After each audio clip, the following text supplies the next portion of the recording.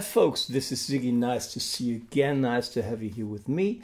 Today with an old classic by the Stones called Honky Tonk Woman. And well, this is an arrangement that I learned some 300 years ago for standard tuning. And a lot of the real Stones fan, they complain, why not do it in the original open G?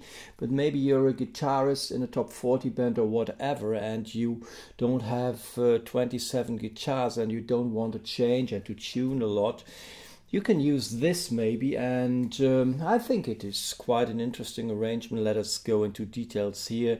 You start with your middle finger and your ring finger on the 5th fret on the A and the D string. And you can let ring the open G string like this. So 3, not like that 4, but 3 strings ring.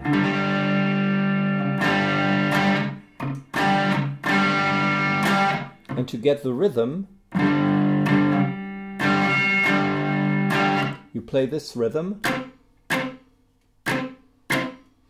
But to get the effect, yeah, it's all a question of muting the strings.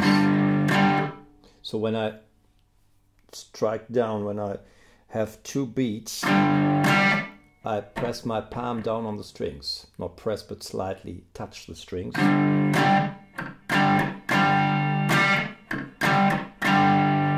Try to get this groove.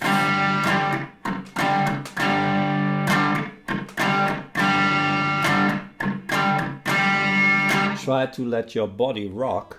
In case it does not, or the body doesn't rock, then, well, something is not okay, because what you want to create is a feeling that when you play in front of an audience, the people immediately have to feel the rhythm, and you can see how people start to move their bodies if you really rock, yeah? Like that. Then we go into the main riff. I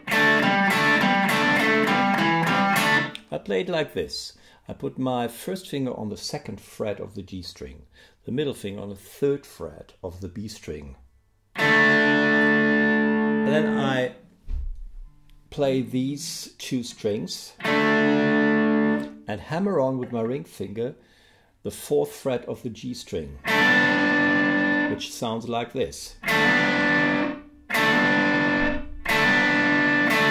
Go back, and then I use my pinky, my little finger here, for the 5th fret of the D string. Yeah.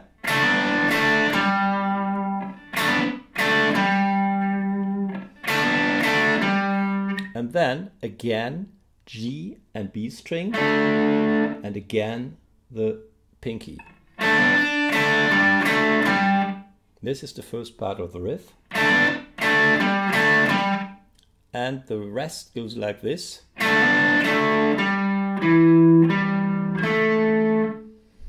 You hammer on again the ring finger.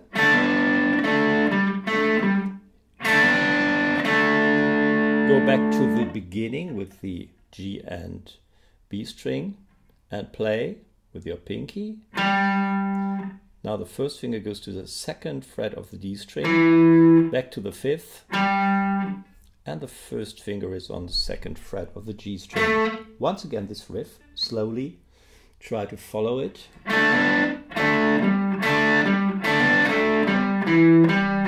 Yeah, this is fun.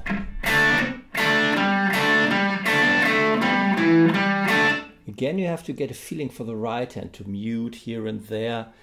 It is really difficult to explain it step by step in every millisecond, yeah, but you hear the stops, like that. All the time when you hear these stops, I put my palm of the right hand on the strings.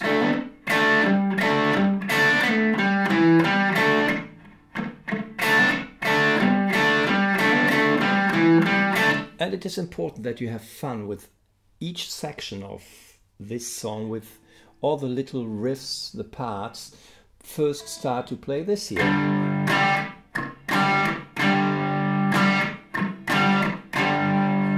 Once you have the rhythm, you go on, yeah, and dip into the riff here.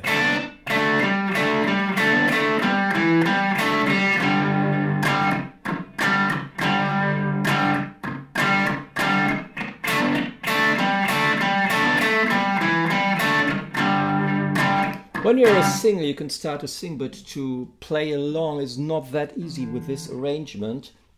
But I try to do it. I'm at a gin-soaked barroom, in Memphis. You see, this is what can happen. You try to sing. I can't sing, but I try to do it, and immediately I play the wrong notes. I give you an idea of what I've played.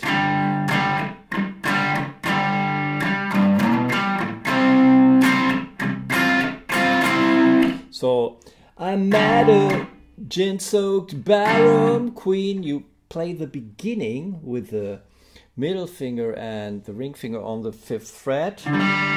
Beginning of the song. I'm at a gin-soaked barroom. And I play the first finger on the 3rd fret of the deep E string and move into the 7th fret of the deep E string like this. I slide into the note, and then the 5th fret on the D string is a G. I play that. Once again.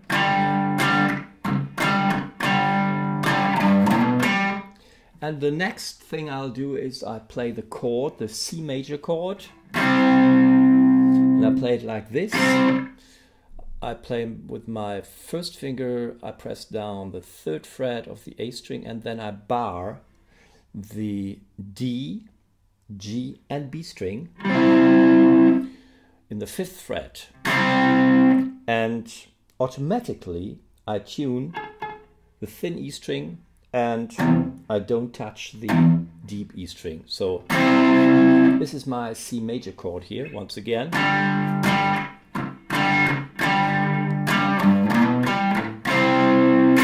Then I can use my pinky here to play this accent, which sounds always, to me, a little bit like the Stone sound.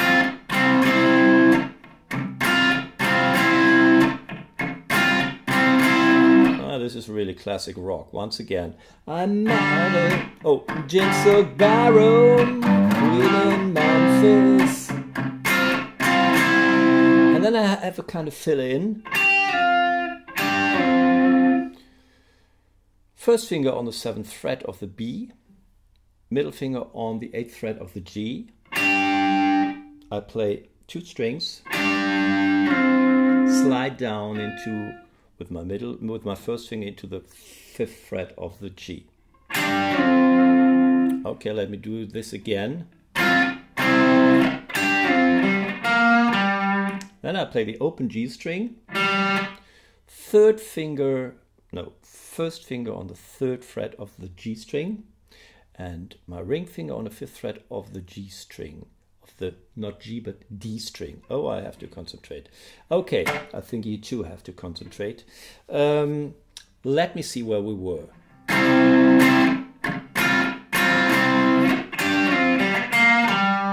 Okay, from the beginning.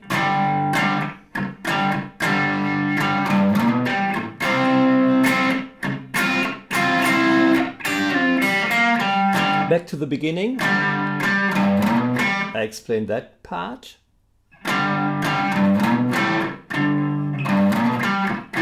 Then we go to the A major, which I play with my first finger and I bar it here. And then I play that part, open A string, ring finger on the 4th fret of the A string and the first finger on the 2nd fret of the G string. Let's start again with the verse. I'm at a gin-soaked barroom in Memphis. Here's a fill. She tried to leave me upstairs for a ride. The right is the D major. We had the C major. Then now we play the D major. And again the fourth of the chord. She tried to leave me upstairs. No, no. I don't know the words.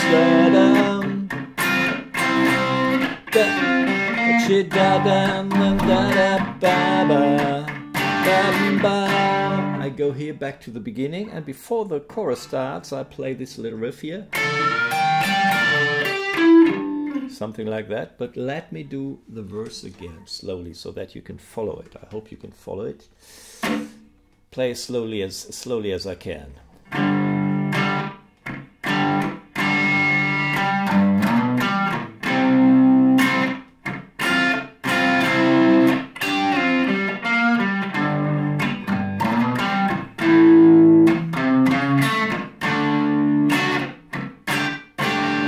Oh.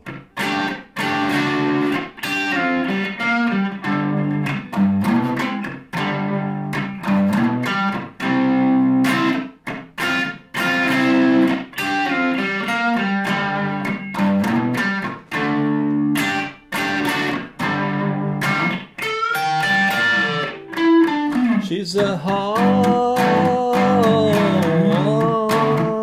tonk woman.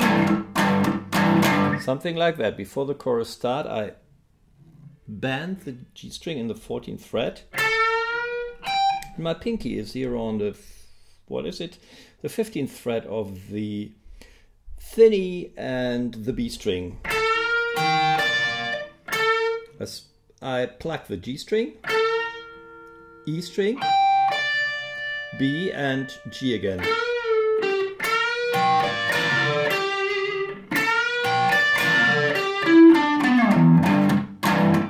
Yeah, and then I play as many notes so that I'm on the one when the chorus starts, yeah? You know this little riff? First finger on the 3rd fret of the E string, and the ring finger on the 5th fret of the A string, and the pinky goes into the 7th fret.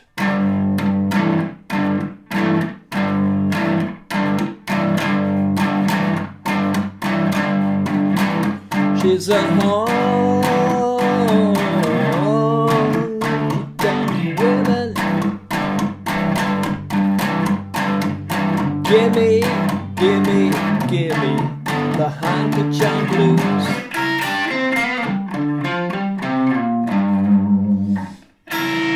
This is a 7th chord, but I only play the 2 notes on the top. Ring finger on the 5th fret of the B, pinky on the 6th fret of the E string.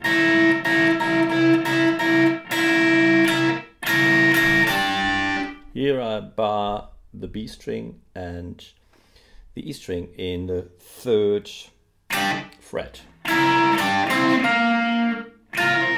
Then I used the 5th fret of the G, 3rd fret of the G, something like that, 5th fret of D and 3rd fret of D, 5th fret of the A string.